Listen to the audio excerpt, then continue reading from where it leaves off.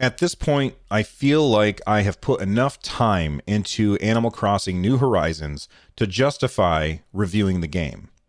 I've rolled the credits, KK Slider has come to my island, we've had the concert, and Tom Nook is the happiest raccoon in the world. So I guess I've finished it, but it's one of those forever games that you never actually get to the end of. I didn't time travel, so I haven't seen the other seasons, and I know that there's a lot more for me to do in the game, but I guess I'd have to mark this down as a review in progress. It's a review nonetheless.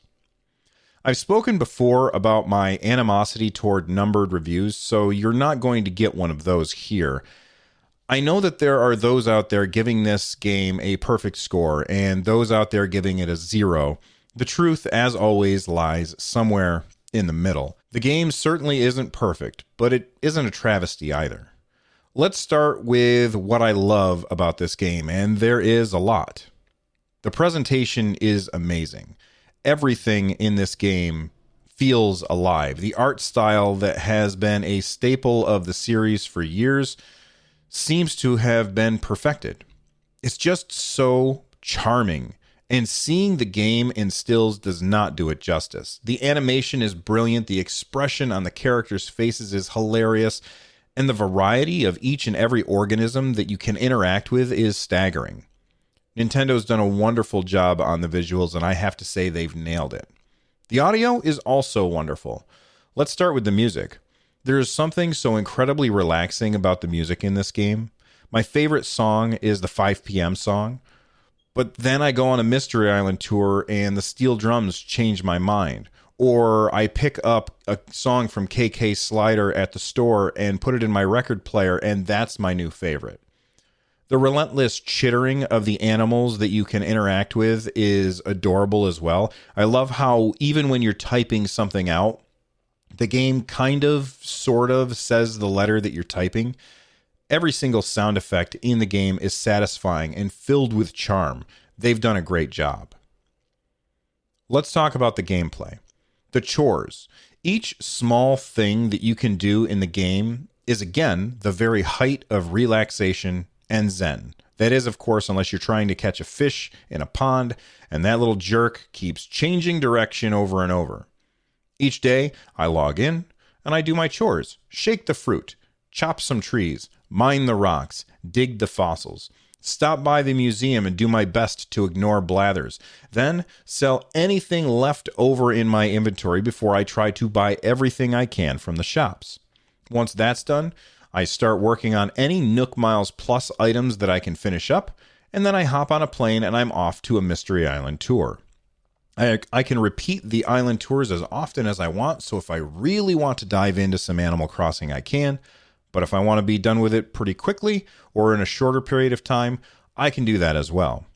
They've really given the user the option to play either as much or as little as they want.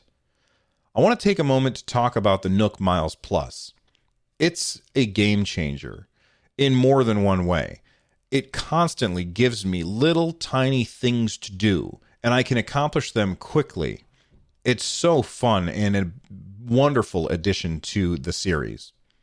Once I'm done with all of that, it's back to my house to rearrange my furniture. Such an improvement over previous versions of the game. No longer do you have to move it like you would in the real world, pushing and dragging the furniture around. Now, you just get to drag and drop. It's awesome. I wish that you could do that outside as well as you can inside your house. It's very frustrating to go from inside your house to outside, and the disparity is huge and very irritating. Now let's talk about other things that irritate me about the game. Other things that I despise.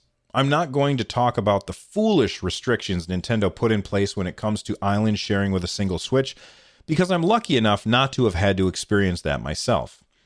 I'm sure that there are thousands of places out there that you can go to find out about that, so I'm not going to waste your time talking about something I didn't have to deal with.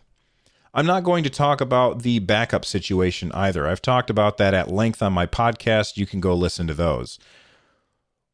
However, beyond those two things, there's still a lot that the game gets wrong. For starters, there's so much repetition. The first time that I fished up a sea bass or caught a tarantula, the on-the-nose dad joke made me laugh. The 1,000th time? No thanks. I'm sick of it. There is far too much repetition in this game. And I feel like the game does not respect my time because of all of that repetition. There's so much repetition in the game that people have created, 3D printed robots to push the A button for them to get past stuff. The UI in the game, while a holdover from previous iterations in the series, is obtuse and very slow to get through. I hate the fact that I can't open my storage and my inventory at the same time. I can't stand that I can't look in my inventory while looking at a recipe on my phone, and it drives me batty that I can't craft items from storage while I'm in my house.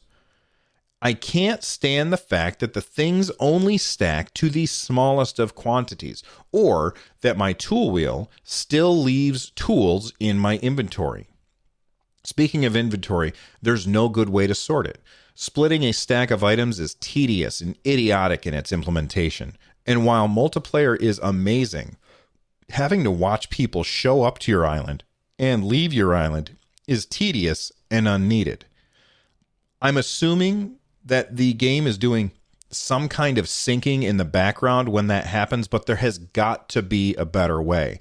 Having more than a couple of people coming and going from your island is an exercise in frustration that nobody should have to put up with. Now, even though there are about 100 small changes that I would make that would drastically improve this game, and even though those changes should have been glaringly obvious to any but the most myopic game designers, I still love Animal Crossing New Horizons.